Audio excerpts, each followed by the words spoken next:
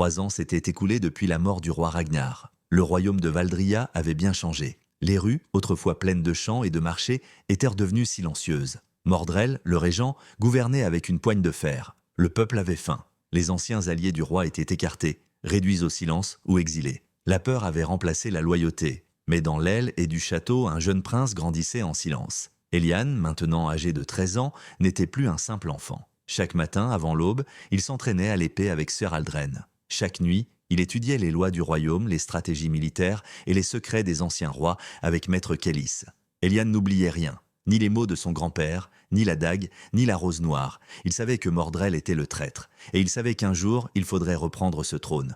Mais il n'était pas pressé. Il attendait le bon moment. Un soir, dans une salle secrète, Sir Aldren déroula une vieille carte du château. Elle montrait des passages oubliés, des tunnels sous la pierre, des entrées vers la salle du trône que même Mordrel ignorait. « Nous avons des alliés, mon prince, des gens du peuple, des soldats cachés, mais ils attendent un signe. Une parole de vous. » Eliane hocha la tête, il savait ce qu'il devait faire. Alors, il envoya des messagers, de simples hommes portant des lettres scellées. Dans les montagnes, dans les villages, dans les fermes les plus reculées, ils portaient tous le même message. « Eliane est vivant, il se prépare, rejoignez-le. » Peu à peu, une rumeur naquit. Le peuple se souvenait. Le nom du roi assassiné revenait dans les prières. Et avec lui, l'espoir. Un soir, alors qu'un repas était servi dans le grand hall du château, un incident faillit tout changer. Un serviteur tremblant apporta à Eliane un vin étrange, l'odeur, la couleur, quelque chose clochait. Eliane ne toucha pas à sa coupe, mais le chien qui l'accompagnait, attiré par l'odeur sucrée, lécha le bord et s'effondra en convulsant. Le silence fut total.